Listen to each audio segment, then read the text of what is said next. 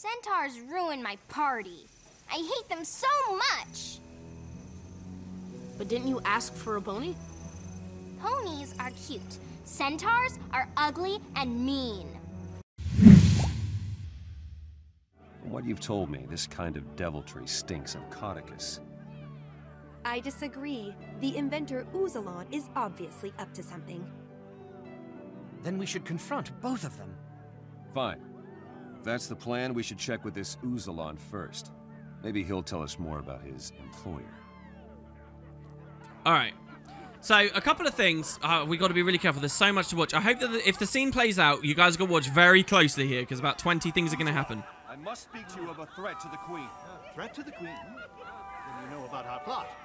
We will not be stopped. Gollum, initiate Plan Alpha. Uh-oh. Shut up, look out! Oh, look at the Queen! Look at the Char! Look at Sigfast! Okay, now we flee.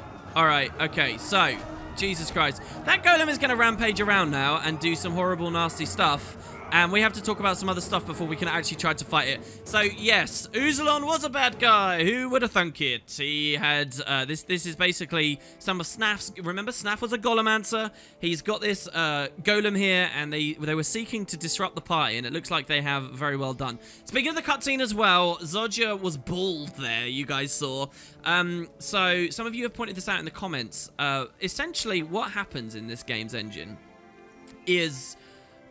when one of those side-by-side cutscenes happens, Logan managed to teleport out here. When one of the side-by-side cutscenes happens, the engine turns off people's headpieces because it's much better to see Brack's face like this than like this, for example, right? And that's true all across the board. The thing is, Zodja looks really weird without her helmet on. And so that's why you get like that strange thing. They actually fixed that for most personal story steps.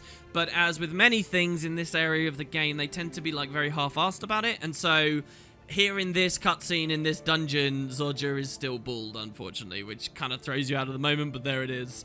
Okay, so, yeah, Uzalon basically was caught, and a couple of things happened there. The golem fired a beam at the Queen, and she has disappeared. So has Mia, the Char ambassador. So has the Norn ambassador. Why the Norn ambassador has been taken, who knows? But they've all been teleported somewhere else. The butler here looks very scared, and we're going to have to deal with this golem. So, there is the matter of our utility skills. I won't linger on this too long, but basically we're going to pick up the hill turret, okay? Extremely powerful. We can do all kinds of fun stuff like... you guys have seen the hill turret, right? We've talked about this. It drops water fields, so then we can use our rifle 5 and we can heal ourselves. It gives us this F1, which pulses regen, and we can use our rifle 5 on that as well to heal ourselves. Just generally really, really strong. So we're going to use that. Also, sometimes enemies will, like this golem, might choose to fight the turret instead of us. And if it chooses to fight the turret instead of us, that's a win, because it means we can stay alive for a little bit longer, because all this stuff is really dangerous. So we got that. We are going to run Elixir B. We're going to use this. Actually, do you know what? I'm going to turn Elixir B off. We can use Elixir B. We're going to use the grenade kit, definitely. I'm going to put it on this slot here, okay? We're going to use the grenade kit. We are going to get a new Elixir, though. So going back to training, let's look at Elixirs. Remember, we've seen Elixir B, we've seen Elixir C, we've seen Elixir R, we've seen Elixir S. This was the shrink one and the stealth one, which we might use a little bit later. Let's get this next one. Elixir U.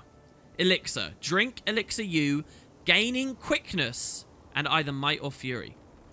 So do you remember that sigil I talked about earlier that lets us speed up our animations? Well, it's the same with this here. So when we chug Elixir U, when I throw my grenades now, I can throw them really quick for as long as we have that boon on us, and then it slows down. So the combination of quickness plus the trait Grenadier just makes us like a grenade spamming machine, which is amazing. That's one side of Elixir U. It also gives us Might, Fury, it's a stun break, but also we get to shatter it, remember? Whenever you get an Elixir, you can throw it. Now, when you throw this Elixir on the ground, it's really quite incredible, and I'll just show you. As you can see, it's a wall. So what this is this is a wall of reflection. It's a combo field, so we can trigger auras and things while we're in it. But while we hide in that, any projectile that comes at us will get reflected away. And that is so important for this dungeon because there's going to be all kinds of snipers and pistol-wielding horrible nastiness. This golem we're about to fight has projectiles. So now, really big, dangerous bosses can bypass those walls sometimes, like this golem will. So it's not too useful here. But later in the dungeon, it's really, really important.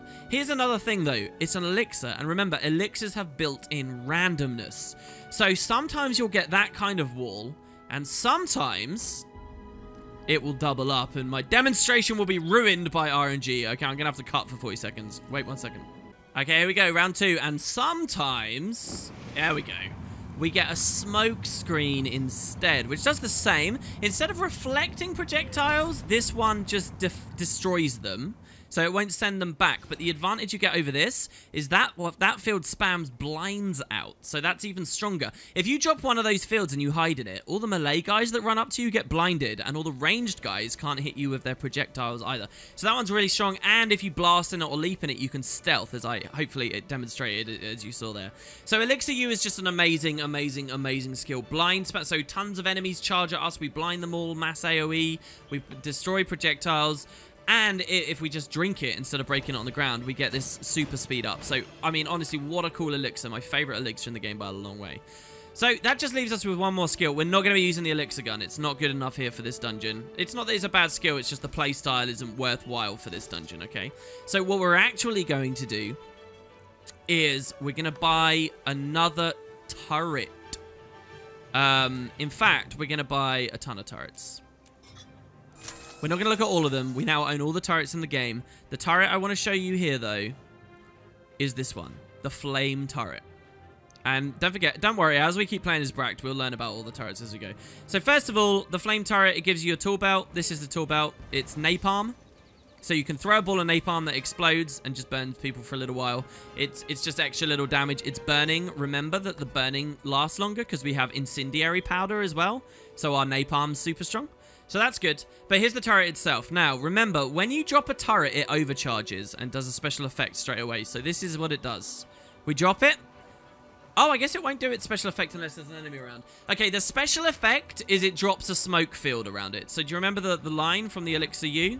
Well, the smoke line. It basically, the flame turret does a mini version of that as well.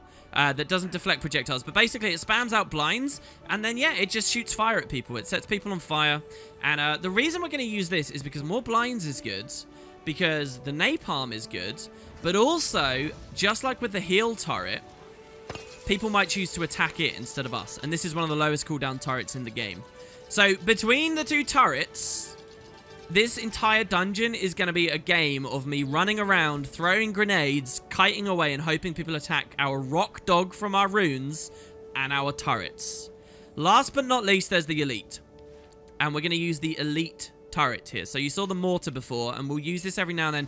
1500 range will help us, like, aggro people, so that's really good. But we're actually going to use the supply crate as our elite. Let's check this out here. The supply crate drops another healing turret for us, which overcharges and heals us. Drops a flame turret for us, which blinds and does the burning stuff.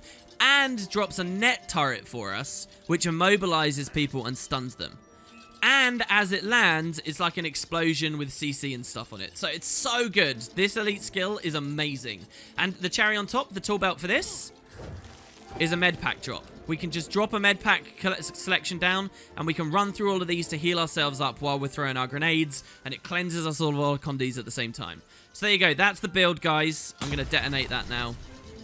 And that's how we're going to attempt to get through the dungeon. Starting off with a big fight here against a golem that is terrorizing everyone at the party. Having the supply crate is really nice here, but it's not super necessary. So let's move on in. Remember, we get one of the main ways we're going to do damage here. We have to do the damage of 5 players. So we need to basically, I'm going to interrupt this. Okay, so he has one big ability that does lots of dangerous damage. And it's usually preceded by that. So if we interrupt that, it's very good. I'm going to stand back because now he's swirling around. And he's doing damage to us with his swirly attack. I'm going to drop my turret on him there. I'm going to drink my elixir so we attack really quickly. And now he's doing his big dangerous attack. So I'm going to go to the rifle and I'm going to use the skill 4, the overcharge shot. Which interrupts him in his big dangerous animation. Okay? So killing the golem's not too hard. We basically just stay at range while he does that. Once he's done with that, we move back in his face. And then when he does this animation, we interrupt it with the rifle, like so. And yeah, that's it. That's basically killing the golem. He's not too bad. But you see the 17 bleed we have? 20 bleed on him? That's because we're throwing the shrapnel grenades, which procs the shrapnel trait, which procs the sanguine array. So if you look at our might, we have 16 might right now, and we can spike that up. When we're fighting tons of targets all at once, we hit our grenades on tons of targets all at once, and thus get might even quicker. So yeah, every time I go onto my rifle, I try to use blunderbuss, which is a shotgun attack that bleeds people, which means might. Jenna! It killed her! Hold your tears, Logan. She and the others are fine. That golem used a teleportation ray on them. Teleport? Where? Oh, so now you need my help. Let's see. It looked like a short-range teleporter. I can track the energy signature. Hang on. All right, good stuff. Thank you, Zodja. There you go. Boom. All right, so yeah, that's the main way we basically play. We throw our grenades, build tons of might and bleed, and just try and go ham on people. And there you saw we killed the golem extremely quickly. Didn't need the elite. Not a problem at all. He drops a chest because he was a champion. We get an embroidered coin purse. Pretty nice. Opening that up, we see we get more gear. We get some loot and stuff. We'll probably look at loot at the end. Better than anything else. But yeah, Logan, chill. It's fine. Look. Zodja's in on this. So, Zodja cast this spell here that allows us to follow the teleporter. Again, it's like the devs are flirting with all kinds of weird different mechanics in this dungeon. Because they never really use this again, but this is like clairvoyance from Skyrim or whatever, right? Like, it leads, it shows you the way. This is like the golden path, if you will. Another thing, by the way, the golem itself that we just killed, that model, that type of enemy, I think this is the only place in all of Guild Wars 2 that actually appears. So, yeah, it's pretty cool, actually. A kind of a rarity and an interesting thing. It's only in this dungeon, only in story mode. And there's, like, concept art and early renders and stuff that the devs have produced of it. So it shows they really tried on the first boss here to give us an interesting experience. So there you go. Anyway, quickly, you must follow the traces before the residual energies fade. Either that or that golem is reused elsewhere. It might be maybe reused in World vs. Wild. I know the animations and abilities might be, but I'm a bit hating on the details at this point. Anyway, she says, quickly, you must follow the traces before it fade. Do you think you're on the right track, Zodja? Ha! I recognize this arcane energy. Uzalon was stealing Snaff's discoveries. And we can say Snaff again. It's like a joke within Guild Wars to just constantly say Snaff. Who's Snaff? Who's Snaff? Because it's this important character that died before the game, right? My mentor, the genius who taught me what I know. Does Logan look... Do Logan look worried to you, guys? Do Logan look worried to you? Bah, Logan is so swept up with his queen, he doesn't think straight. He's always been like that. The typos. All right, okay, so let's, so yeah, we get to go in the dungeon. Check it out, guys. Got interesting stuff over the mantelpiece here. Stuffed animals. That's the back door that would take us out towards the barn. We got this door over here. These are closed for now, it seems. Pretty nice looking over here. Now, sneaky, a lot of players won't know this, but the path leads us into that room, right? So you just charge through. However, if you sneak down here instead, you will actually find Cordicus himself is standing here, just sort of sitting and watching and waiting. So I guess he fled when everyone else did and the party was interrupted. And when you press F, you get the same dialogue as you had at the start. So if you missed it at the very beginning when he was out in the courtyard, you can get it back here. And I kind of like that nice little touch. It's a good opportunity for those of us who really care about the story. But yeah, so into the main hall here. Wow. This is like a really iconic place. I remember before Guild Wars 2 came out, them showing some concept art and early stuff of this exact room as like a representation of what they could do with interiors in this game. And it is pretty nice, right? So here we got the upper floor. Look at the art there on the back wall. I've always said, right, if I was an eccentric, rich, crazy billionaire one day, I'd love to literally rebuild this house in the real world. How cool would that be? Probably one of the nerdier things that I've talked about doing, but there you have it. All right, so anyway, the light appears to be... Here's a globe of Tyria as well, by the way. But the light appear to be leading to this door. But there is a door guard. He's the next encounter as we track the teleporter's energy. Let's just see what we get, shall we? Logan? One side, we're coming through. No one gets in here. Uzalon's orders. Uzalon is a traitor. Stand aside. Well, he doesn't want to speak. So, this is the door guard. This is the next fight. This guy is extremely aggressive in that he will chase you and chase you and chase you, and he can kill us probably in about 5 attacks. He has a big-ass greatsword, and what he will do is if we get caught and stand still for a second, he will swing it in our face and hit us for massive damage plus bleeds. Okay? So what we're going to do is keep charging around the room, fleeing, throwing grenades behind us, as you can see right now, because we get the chill, the blind, and the shrapnel cripple. If you look, his brake bar is going down without us even having to do very much. His brake bar is constantly wearing down, and at the last moment, I can turn around, throw an immob on him to drain it even harder, and then we can just stand here, we can pop our elixir, and we can go ham and blow him up here. And then once his stun goes away, we need to flee again. There's some other interesting things you can do here, like drop one of your turrets, or even both of them, come up the stairs and jump back down, and that causes his AI to repath. And when it causes his AI to repath, it's nearly every single time going to decide to go and attack one of your turrets. So now that he's attacking my turret, I can stand... Look how much damage we took just because we got clipped as we walked past him now. But now that he's attacking the turret, he goes down.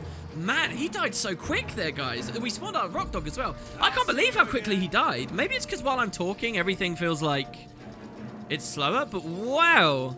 Honestly, I feel like we killed him really quickly. Okay, so there you go. That's encounter 1. That's the door guard. He's actually genuinely really difficult, and I'm happy that we managed to get through that there. She doesn't look like she's got any updated things. So the door is now open. Okay. So one more thing. Right, let's get our turrets back. This next room is extremely difficult. One more thing to show off is food, okay, for our build, which we're really going to want to eat now. Now, I prepared this already. I got it from the trading post just before the video started. Here we have glazed pumpkin pies, which give us health every second, 500 extra it gives us health every second and 50 vitality, which equals 500 health. So we're up to 5,200 health. And then here also we get potions of outlaw slaying. So 8% more damage versus outlaws, and we take 6% less damage from outlaws. These potions, bit of trivia, were bugged for a long time in the game in that the damage reduction you were supposed to take was actually damage increase. So you drink the potion and take more damage from the specified enemy, which is really weird. I think that's fixed now at this point. I would hope it would be. Right, so next room. Let's talk a little bit about this. If you look inside, you'll see that there's an allied separatist fighter here. We've seen the separatists before. Tyrix knows all about the separatists. Separatists are fighting to continue the war. They do not like the idea of this treaty. And so even though he's an ally right now, he's going to turn on us when we go in the room. This is known as the ambush room. You'll look at the far side of the wall here, and you'll notice there's 2 enemies. There's a sergeant and another sergeant. These sergeants have rifles. Rifles are bad news. They snipe you and they do tons of damage. So if I walk into that room, they're both going to shoot me, knock me on the floor with their bullets, and basically I'm dead straight away. So what I have to do is run in, get them to start shooting at me when they notice, and then I'm going to run back out, and we're going to stand here on this corner. And on this corner, we're going to shatter our elixir at our feet so that they run all the way through into the elixir, and then we can try and blow them up. Added complication, this dude's going to become angry with us, and the whole room in general is going to fill up with enemies as they ambush us. So my game plan, and basically, in all my practices, I have a very good chance of dying here, depending on how the RNG and things goes, okay? So basically, I'm going to drag them all here. I'm going to try and do as much damage as possible. And then when I feel like I'm out of time, we're going to start running, and we have to flee. We have to flee all the way back out of the dungeon. We have to run and run and run and run, throwing stuff as we go, even back out here into the fields. The AI is set in this dungeon such that they will never stop chasing until they get that kill, okay? So we have to keep fleeing, weaving in and out of doorways and things to avoid the projectiles, throwing grenades as we go. It's not an easy job, but it's basically all we've got. So let's start off by throwing our med packs down at our feet. These we can collect. And here we go. They've seen us. Kill them. So there we dodged the first one. We wait a second for them to get around the door. We're going to throw this. Good, we got blinds. I did that way too early. Oh, God, I did that way too early. Okay. So we're going to supply crate. This could be the death of Bract right here, guys. Seriously, this could be the death of Bract. A supply crate. Oh, my God, my damage is so high. No, uh-oh. Uh-oh, uh-oh. Okay, so we stealthed ourselves. I'll talk about how we did that in a second. Okay, we got to flee now. So I'm going to use jump shot. Wow, our damage is so high. I'm actually really disappointed with this because our damage is much higher than it used to be. We're going to knock him over the second he comes around the corner. That's one, though. There's still going to be more. Oh, my God. Okay, good. He goes down. Okay, there's more, there's more, there's more. There's going to be a huge wave of them coming in a second as well. I don't know whether we have aggro on them yet. Oh, my God. Okay, so something must have happened here. In that when I practiced this on my level 80 character that got downscaled, it must have hit my level 80 character's stats really, really, really hard. But playing this just on Bracked, we seem to be fine, which is kind of amazing, actually. All right, so good, good, good, good, good. Now, there should be just a couple more in there. I don't believe it. This entire dungeon might be really easy. I'm going to say that now and get us killed, but wow. These guys we'd expect to kill quickly anyway because they're just weak, right? So you don't have to worry about them. But good. Okay, that's ambush room. Who just attacked us? Separatist scum trying to sabotage the Char-Human Treaty. Uzalon must be working with them. And I'd bet my left arm that Codicus is also involved. All right, Logan, if you say so. Okay, good. All right, so that's ambush room. Wow. My goodness. Okay, so we managed to deal with that. That's fine. What was I going to say? Yeah, so stealth, right? So basically what happened was I had the supply crate down, or I had this turret down, and I was stood in my smoke field. So when I blew the turret up, it exploded, spreading all of the dust from the field over me, thus stealthing me. Stealthing me forced all of the enemies to retarget to the turrets, and thus allowed me to flee out. And you'll notice I took one hit of damage and, like, got very, very chunked and killed. So I can blow the turret up while I'm stunned, like I was knocked down there. But yeah. Okay, so good. That's that. Now we get the basement. There's lots you can do and run around in the basement. There's not much reason to here, but you can check it out if you guys like. I wasn't even really paying attention to the dialogue there. Let's see. What did they say? Yeah, it was just Logan explaining stuff we already knew, right? and being more suspicious of Cordicus still, yet again. But I got the detail in here, right? This is so good. This is like under where we entered, by the way. I love the idea that you could have essentially like a Guy Fawkes style thing going on here, where they set up explosives all underneath the mansion, ready to blow. Ooh. And in fact, that's pretty much one of the stories in Explorable, by the way. No big spoilers there. We're not going to be doing Explorable on this series, but yeah, that is one of the ideas. But yeah, you got all of these little rooms and things that Cordicus is checking around. It would be kind of a good idea to snoop, right? But I guess we got to keep following the teleporter's energy trail and making sure that we can get to the Queen as fast as possible, wherever she's been TP'd to. All right, so next little encounter, we have 4 enemies here. You got a bomber, a fighter, 2 fighters, a bomber, and a snipe. So you see the snipers up on that ledge at the far side. Basically, one of these 4 people will always be up there, but it's random. Like, they're always going to be in these spots, but it's randomized which position which NPC will be in, which is very Guild Wars 1-y, by the way. So the most lucky you can be here is having, like, the bomber up there instead of the sniper, but I'll take this. Bombers are really dangerous in that they grab big powder kegs, they throw them at you, and if they hit you with it, they knock you down, and then a couple of seconds later, the bomb explodes, and it's like a one-shot. So what you got to do is keep them blind during that period of time. Blind them so they can't knock you over on the initial strike, and then keep them away. So when in this fight, if I ever see a big AoE red circle, I'm going to bail out of it. Otherwise, I'm pretty comfortable. We've got the supply crate. We've got everything we need. We're going to come in here. Okay, so we didn't get blinds there, but that's fine. Drop our napalm. And we're just going to basically run back a little bit. If I can avoid using the supply crate, it'll be really nice. I think I can. Look at our damage. This is actually insane. I cannot believe how high our damage is. It's like I'm killing things. So there you go. There's a bomb, and we need to stand out of that. So, I mean, we may have high damage, but we still die extremely quickly, so I've got to be careful. All right, there you go. Down he goes. Okay, so now we get the sniper. I'm going to start with this flash grenade, which will blind him. Oh, look over here, though. Look. Uzlon.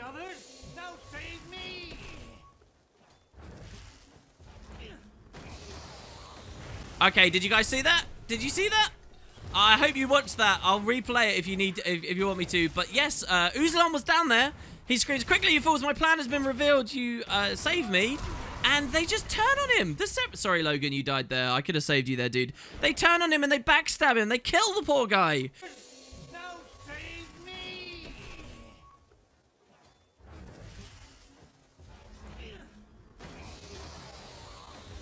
If I'd positioned myself a bit better, we wouldn't have had that in the middle of a fight. But yeah, oh my god. So, we got a rare chest there as well, by the way, with a cool axe that came out of it. That's good. Yeah, they actually kill Uzlan. So that's the end of Uzlan's story right there. There's no dialogue for it. It's so easy to miss, but the dude does get assassinated. Pretty unfortunate. Okay, so now we get triple fighters. None of these guys have any ability to do anything at range to us whatsoever. But they will constantly kick us. So what we're going to do to deal with these is we're going to run in a long line all the way down this corridor while facing behind us, throwing grenades and napalm. Okay? And what you're going to notice here is that the cripple and the chill means that the regular guys get slowed down massively and they can't like keep up with us. But the champion, who's got a break bar, shrugs that off and just takes break bar damage instead. So the champion will always stay near us, the big boss. So we're going to be very careful of that. Once his friends are dead though, which we can see there, I'm going to turn it around. Again, I'm not going to supply crate. We're going to immobilize, we're going to knock back, and we're going to blow it up. So look, we've got our rock dog up. So you notice we're not even being attacked now because the rock dog's there. We do big damage here. Oh my god, come on. Break bar so low with the immob. There you go. And then as soon as the break bar goes through, they become vulnerable. We drink our elixir U, and we just go absolutely mental with the grenades. Every time she kicks us, the camera goes into the ceiling. Alright, so there you see a little bit of what happens when I stand still. So the idea is I can kite back through both these turrets, and there's a good chance that she'll think, turret looks more interesting to fight right now, and she'll go for that. But can you see how we just basically cannot stop moving at any point? Because if we do, we get annihilated.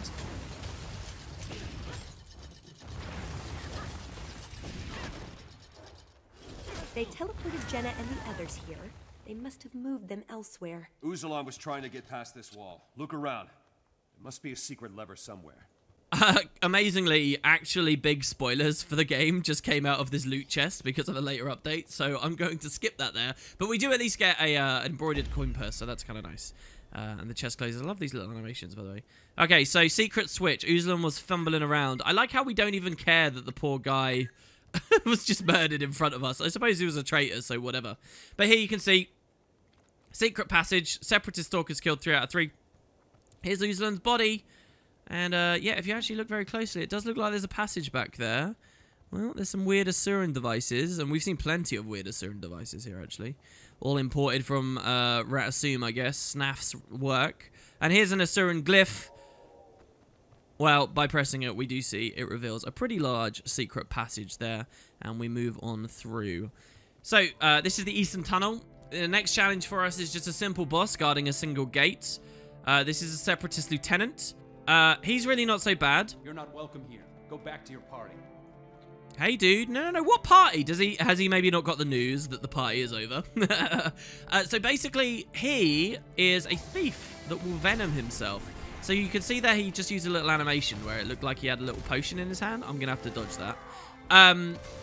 That's basically him using venoms. Here you can see it says envenom. It means he'll poison us when he attacks us. Oh god, he's going to hit us with that. That's really bad. So you can see the big poison and the massive damage that I took there. That's the main thing he does, okay? So, first of all, that Venom animation, players no longer see, because Venoms are like all instant activation now, except just the Basilisk one, which doesn't look very good if you play a Thief character. There we summon the Rock Dog, by the way, which is really good, and he's just going to be distracted on that for ages. But yeah, so it's kind of an interesting insight. Now, his main big dangerous ability is that one, okay? So he charges up, he leaps forward. If he hits you with the leap, what he'll do is immobilize you, and then he'll flurry a ton of attacks on you. That's almost enough to one-shot if you don't have a way of cleansing the condition or getting away in any other by any other means. So that's really his big bad one. But we don't have to worry too much. Basically, you can just like kite him around, and then as soon as you see the animation, use movement to, like, there it is. I can jump shot away, and I don't even need any endurance. I'll just be able to outrange it, right? And then if you move far enough away, look, he's on our turret again, so that's good. I could have stayed at range throwing grenades on that one, but I guess that doesn't really matter too much. So there, now his break bar's low enough that we can drop that. Now, if we were on an Elixir B, we could have been shattering Elixir B at our feet, giving ourselves stab, And then the stability means we wouldn't knock ourselves back when we use overcharge shot, which means we get to use the full window of opportunity for the broken brake bar stun. But it doesn't matter too much. All right, so there you go. We kill him. The door opens. Simple stuff. This room's really challenging if you don't know how to play it. So first, there's just going to be a bit of dialogue. I'll talk. Let's see. We're supposed to give him 2 drops. How are we going to move the big oaf now? It's not our fault. He grabbed the bottle and drank it in a single swallow. Pour some water on him. Okay, so the Separatists are here, and if you look, that's Sigfast, one of the guys that got teleported. So he got teleported in here and knocked out. I wonder, so he drank an entire bottle. It's brilliant, given what he was saying at the party earlier. At least there you go, finally he's managed to have the drink he was looking for. How many complaints about the ale did he have? Right, laughing aside, this is actually a hard encounter. This boss, a champion with a rifle, deadly as all hell, very tanky. She has an ability, it says here, more damage to moving targets. If she snipes you with one of her abilities, you just fall over and basically die straight away. So you have to hide in Elixir U, right? We need this up to be able to fight her. But it runs out in just 12 seconds, which isn't going to be enough to get the full kill. So that's one side of it. The other side of it as well is you've got these guys too. Which also, one of them has a rifle, and the other one's going to get in our face and kick us and stuff. Even worse, just behind that ladder over there, or steps, there are even more enemies. So there's just tons, okay? Very, very challenging to do alone. The way we're going to handle this is we're going to abuse the fact that the champion doesn't really like leaving this room, but the other enemies do. So I'm going to throw Elixir U at her feet, which means that her first pot shots she takes at us are going to do nothing. And then in those 12 seconds, I'm going to attack her friends, and we're going to run very far, very fast, all the way to the end of that hallway, attacking as we go. We could do another option where we go with a supply crate kill. Yeah, let's go for the supply crate. Actually, what I'm going to do is I'm going to run behind this gate, and then I'm going to supply crate here, and I'm going to blow them all up at once. If possible. That will bring the boss with us as well, which might be kind of scary, but we'll see how we go, because we do so much damage at the moment. I might actually be able to do that strat. Innovating on strats is not a good idea if we want Brack to survive this, but here we go. All right, so toss Elixir U, napalm. You'll pay for your disrespect. So we're gonna just basically throw our stuff. So there you go. We've got a ring around us. When we see that ring around us, that represents the fact. So here we're gonna use the flame turret, which will throw blinds out. We got interrupted in the middle. The blinds will mean that we, the blinds will work. Oh, we wasted our stealth there as well. The blinds will work on the regular enemies, but not on the lieutenant. Oh my god, we're actually going to kill the lieutenant here. Oh my god, look at the damage. This is insane. Look at the damage. Actually, we're totally going to kill her here. She's focusing on the turrets and everything. Wow. Oh my god, there's the rest. Okay, this is pretty bad. If you look at our might, though, we have 25. Just sieging away back here. Constantly backpedaling. I'm actually going to run at full speed now. So, we use about face to look behind us. The champion, the thing is, the champion is going to... Oh, God. All right, more reflects. Good. This is double blind and reflects. This is exactly what we want. So we should be able to kill them here. As soon as this field runs out, the flame turret will come down and put another one down. Perfect. Okay. All right, yeah, there you go. The boss. So, like I said, the boss doesn't like leaving that room. And the second that they do, they re-heal. All right, so that's good, though. We killed everyone in the room except the boss there. That's actually perfect. Zodja died. Sorry, Zodja, but we don't have to worry too much about her. Right. We've got the rock dog up. So now here, I'll show you my tactic for killing her. Realistically speaking, if you try this, she's probably going to kill you in any short stretch. Look, she's even fighting Logan instead right now. There you go. She turned to us. So here's the best way to kill her. You actually can't sort of grind her down. It's impossible, right? It might be possible maybe for me now because I've got the damage. But what we're going to do is we're going to hide an Elixir U and spam damage on her. Big, heavy damage. She's going to stop to fight a rock dog now, which is even better. Okay. I really want to demonstrate, but basically, if she was following us, you guys, right? Well, oh god, she might actually start it now because the rock dog died. Yeah, right? She does that. She'll kick us. Don't worry. What you can do is run up the stairs, throwing grenades all the way. She comes up, drop down the stairs, and she's forced to come back. Then we come back, and you see the damage. And because of this, right, by doing this, she could basically never kill us, because we come up here, and now she's standing still, shoot, shoot, shoot, plinking away. Now she tries to kill us. We drop down. She comes back. We come back. And basically, you do this for as long as it takes to then get... and if she comes right to the edge, you just do this, and she can't get to you. She shouldn't be able to. But basically, you do this, there you go, until you get your elixir back. I've cast that so terribly. That's in such a bad position right now. And then when your elixir comes back up, you hide in the elixir and you grind it down. You genuinely could do this on, like, quite a low-level character, and you'd be fine. So yeah, that's basically a tactic for taking her out, and it's a good tactic for the next little fight here as well. So, hey, dudes, Sigfast. Do you want a bucket of water, man? Wench, bring more beer. Oh, it's only you. I was having a wonderful dream. They must have taken your human queen and the Char up this passage. I'll return to the party and tell the others what happened. Good luck. So that is, I think, basically Sigfast's role in this dungeon encapsulated how the Norn were treated in Guild Wars 2.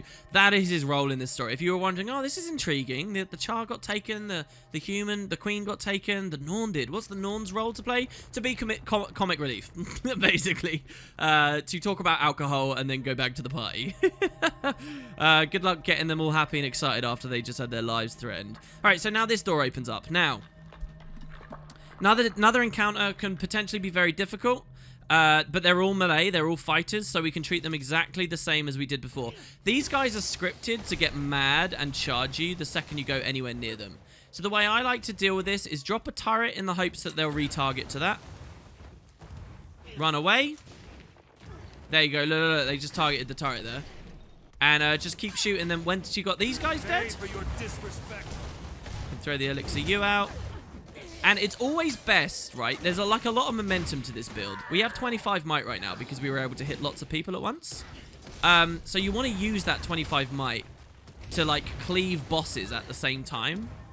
Because when you're fighting single target, all your might goes away. We're down to 2 might now, 11, but you know, that's because we got a little bit lucky. And now, as I said, you can use this same tactic here now. Where you just basically run in these little circles.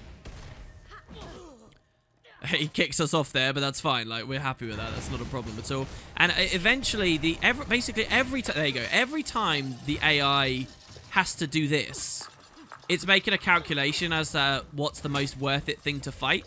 So if you leave a turret up top, they will stand up there specifically just to fight the turret. Which is good for us because it means that...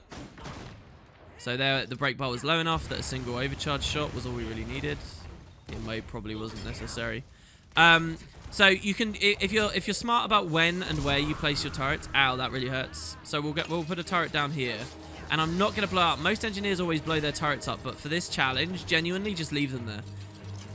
Because now at some point when I make my next kite, they're gonna stand still and they're gonna go for a different one. Especially leaving one up top just as you fall, like the balcony before.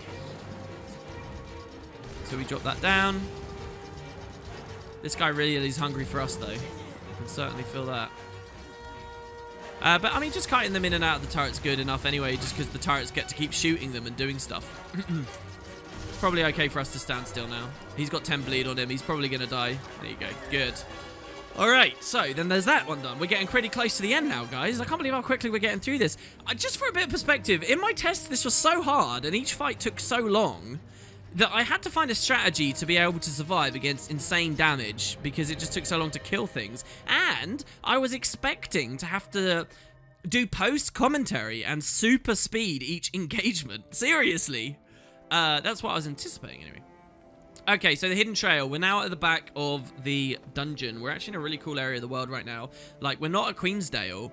We're not in any real open world map right now. We're like off on the side. And for years, this was like one of the most remote areas of Crater that you could experience, in my opinion. So we got another encounter. We have the hunting hounds. Now, basically, these dogs here, a lot of them are really weak and they'll die instantly. But there's two very dangerous ones. These elite ones. You see elite hunting hound with the silver ring. There's 2 elite ones. They have massive damage. I'm talking like 2-shot level. They have fears that will fear you like permanently into walls. Okay, so they'll fear you permanently into a wall while the rest will eat you, literally. And they are supported by another sniper, who you guys have got no idea, but genuinely are extremely dangerous. So we've got to clear them out. The way I'm going to do this is, again, with like the very kite-heavy strat. We're going to throw that. And blinds are really desperately important on this one. So I'm going to drop the supply crate here. And we're just going to do... Look, you see that damage we took there? That's the sniper, because I never had reflects up, and they weren't blind. Here we do have reflects. So we're basically just going to unload as much damage as possible while they fight our turrets. I think it's because I'm critting a ton. I don't know why I'm critting so much. I think that's where all my damage is, though. Look how many crits I'm doing. Look at that damage! What is this? All right, so down they go. We use the supply crate. We managed to clear that entire wave there. There is something really wonky about the scaling. If you come back on a level 80 in this exact gear with only 2 elite specializations, if you come back, it is so much harder than what you guys are currently experiencing. You see these boosters? I was going to use all of these as well. That fills me with hope for Twilight Arbor, though, because the LP production really slowed down. Boss says she lives until they're done with the queen. Then we can kill her. All right, okay, so I don't know how quiet that was. We'll have to boost the volume there. But over there by those trees, you can see that they've got someone in a cage. And it is Mia. We can't quite see her nameplate now. So our next job here, if you see Mia, free meal Kindershot. Now, we've got to be careful because there is another patrol of hounds over here. But once again, supported by a sniper. So, if this fight goes iffy, and they're at the wrong end of their patrol, we could get in a lot of danger. The other really important thing to understand about this is you see these tree houses?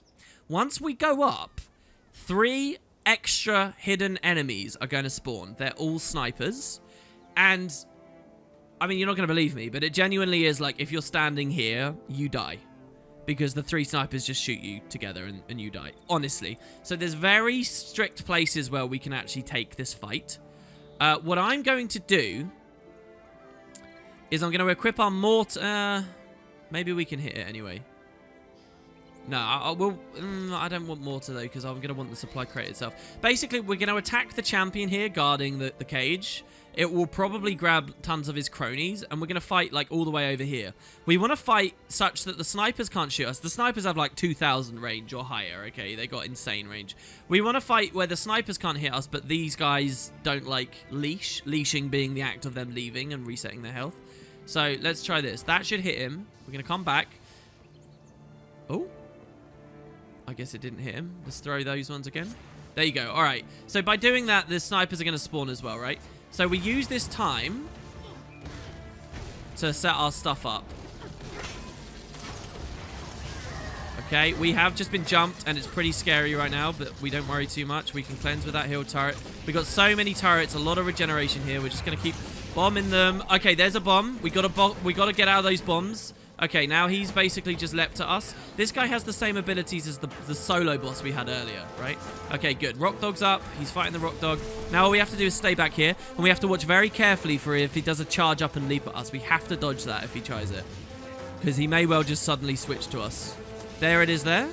He did it. We were out of range. That's good. We can break his break bar. Interrupt his next one. And Logan and Zodja can help us finish that off now there as well. Elixir you. Okay. And down he goes. Right. Blow up all of our turrets. Oh, isn't Engineer fun? Oh my god. Okay, right. That's not it though. We got to get to the cage. And you'll notice there's 1, 2, 3 snipers. If we go past that tree now, they're going to shoot us and they're going to kill us. So we're going to use stealth. I mentioned at the start of the video this, and we're going to do it now. We're going to put on the Elixir S. So remember, this makes us invulnerable for a short period of time, and it also stealths us. So our job is to sneak to the trees, then invulnerable underneath the ramps, where the snipers won't have a line of sight to us. So let's do this. I'm going to stealth. I'm going to jump shot. I'm going to hide behind this tree here. You can see they're actually taking pot shots right now. And then we're going to drink Elixir S. And we're going to come under here. So these snipers are... the devs do this very rarely, but they do this. So Logan's just gone up. sometimes there are monsters or enemies or whatever that just stand still forever. Even though these guys could easily come at me now, they're not going to. And that's because I'm standing under the ramp and they've been told to stand still to make sure they always maintain their height advantage. So we can take advantage of that. If you can sneak past them, it means that you can stand under the tree like this, and they can't hit you, but you can hit them with the grenades underneath. And with that, I mean, I was expecting to have to spend, you know, like 60 seconds each enemy to do this. But with that, we can, you know, grind them out. It doesn't matter how weak you are. Eventually, you will get the kill because you've just positioned yourself right. I just want to be clear. In some of my tests for this, I had to fight the bomber, the boss, and all the snipers, all dancing around here with the hounds still up until I found a way to kill the hounds. So, yeah. All right, there you go. So, there's Mia. How's it going? They took the queen further up the valley. I believe they mean to kill her. Lead, and I will follow. It's really weird hearing her describe this as a valley, right? Because, like, it doesn't feel much like a valley. I guess it is a valley, right? So, there is this next group of hounds. I think compositionally, it's the same as the previous group, but we're not going to worry about them. We can easily skip them. They're honestly so high risk to fight, or they were as I was testing this, that I would rather skip them. So you wait for their patrol to go one way, and then we're going to jump over this rock in a second. There's a bit of terrain bugging here, by the way. The environment art's, like, kind of terrible here. But ignore that. It's fine. I didn't draw attention to it. It's fine. And yeah, when we go up, we're actually going to be in the final encounter, which is a breath of fresh air, actually. The final encounter is not that hard. This thing we just did here at the tree was, generally speaking, a lot more difficult. There's going to be several separatists, and they're all going to be fighting Jenna. You've let her slip her bonds. Don't worry, she can't keep that shield up forever. The moment she drops it, she'll be ours. Okay, so that dialogue there, when that dialogue ends, they all become enemies. And they're going to fight Jenna. Now, Jenna is actually a pretty accomplished sorceress of her own. And so what she's actually doing is permanently reflecting projectiles right now. She's actually invulnerable and immune. So there are various ways to go about this instance. You can actually hide on this cliff, and you can use mortar from here, which means that the enemies, when they see you use mortar, they'll try to attack you, but they'll realize you're, like, in a weird place, and because they can't jump, they won't be able to get to you. So then the game will kick in a different system which says that they should be invulnerable, and then they start fighting the queen again. If you can do it just right, basically, you can cause them to try and fight you, then they realize they can't, then they go and fight Jenna, and because they're fighting Jenna, they don't become invulnerable to you, and you can get a free kill at the end. I'm not going to do that because that was really risky and difficult, and there was no point in the end. Also, there's some code, weirdly, in the dungeon. I'm guessing early code to stop people breaking things. If you walk all the way back here to the back of this house, you'll notice that it just reset the final fight. So this is, like, weirdly coded here in that now their dialogue's going to respawn and it's going to re-trigger and stuff. So if at any point you feel like you're losing in this last fight with whatever class you're doing this on, you can always flee over here, and the second you cross this threshold, it just resets the whole thing. I actually had a fight where I'd killed nearly all of them, and then I just happened to cross the threshold, and it reset. It was really annoying. But yeah, for us, it's going to be quite an easy fight here. We're going to run on up. Fools! You've let her slip her bonds. Don't worry, she can't keep that shield up forever. The moment she drops it, she'll They have tons of projectiles, so we're going to do this. It's best to get the reflect projectiles here, but whatever. Oh, no, wait. I have mortar on right now. Oh, God. Yeah, hold on. No, I don't want to do that. I want supply crate. I suppose it doesn't matter, because we can really wreck through them here. But here, I'll show you what it looks like. Boom. You walk here, it despawns. Let's re-eat our food and our potion. We'll blow our stuff up. Let's get our supply crate back. Yeah, basically what we're going to do is we're going to throw our elixir U there.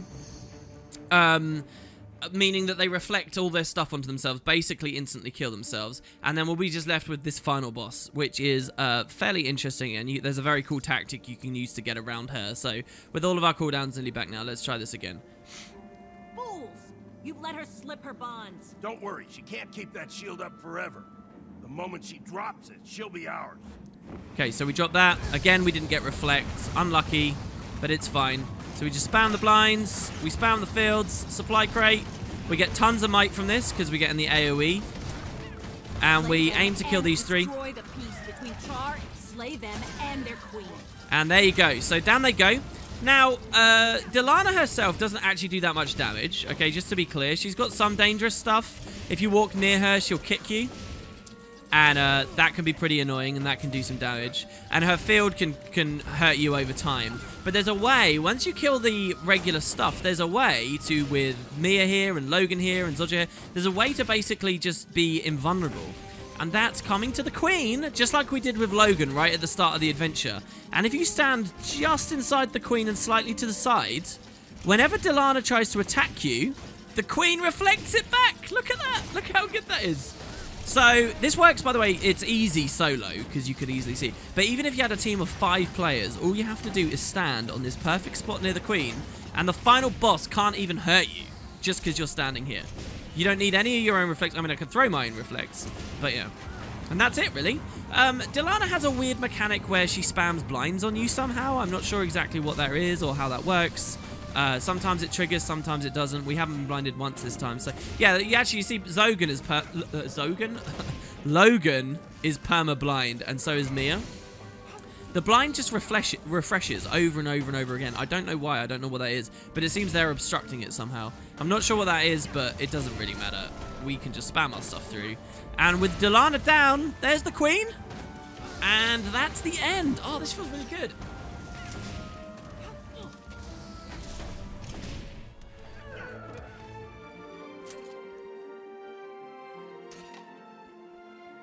What is going on here? Your Majesty, I'm so glad we've found you. And you, Logan, I see you've found us as well. It seems we were both on the trail of the same kidnappers. That's very convenient, Cordicus. After everything's done. Cordicus! I knew you were in on this. You were working with the Separatists. Me? I was a victim here. I had no idea what Uzulan was up to. You lie! You're under arrest. Logan, I believe Codicus is innocent. Your Majesty, you can't take his side. Codicus is guilty of many things, Captain, but he was not responsible here.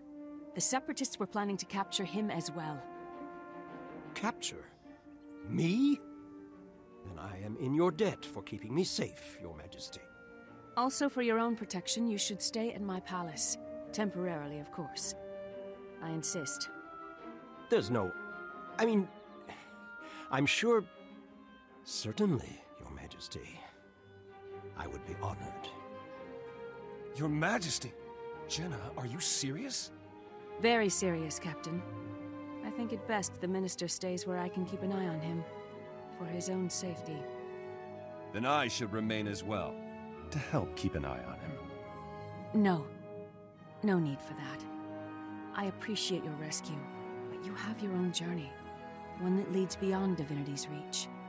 There are dangers that threaten you here. There are dangers that face all of us, Logan. All of our world. There are things only you can do. You're right. So much has been left unfinished. Much to make amends for. I should go. And I will be waiting for your return. Well, damn. You have rescued Queen Jenna. Dungeon complete. We get a mail here. Greetings! As a result of your actions, Queen Jenna has been rescued from bandits, and Minister Cordicus is her guest in Divinity's Reach while his manor is being renovated. However, I've also heard that those renovations have had their own problems, and that you might be needed there again. Head to the estate and see what the problem is. I'm told you are to meet with a Shining Blade member named Tali, but I'm sure it won't be dangerous at all. As always, your herald. So that's for the side stories in the explorable stuff. We don't have to worry too much about that. Logan, man. Jenna is safe, he says. I should be happy, yet I feel empty inside. Are you alright? I suppose so. I forget that Jenna can handle herself. She is right, though. My path leads me beyond Divinity's Reach. Well, where will you go? I'm not sure yet, he says. Maybe get in touch with Kaith? Reach out to the others after all these years? Well, where's Zodja? Zodja's here. Why don't you reach out with her? She's right there. Cordicus says, you're welcome at my home anytime. Just don't break anything valuable. That's still the same dialogue. That's really crazy, actually, that they don't update it whatsoever. Here's Zodja. She says, Logan has his queen back, but Uzalon is dead. I wonder who he bought Snaff's discoveries from. Yeah, that's pretty major, right?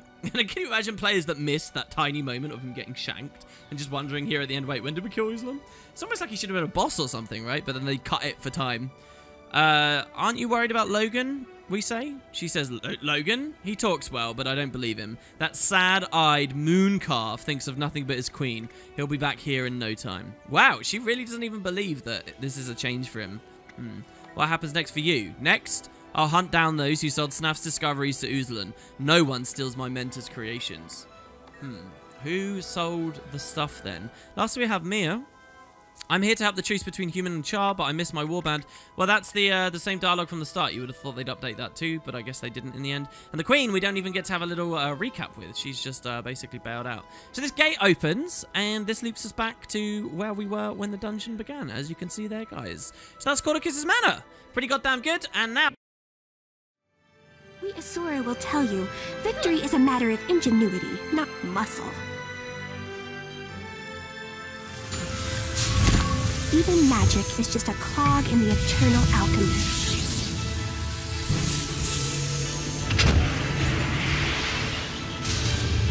Brain, not brawn, will change the world.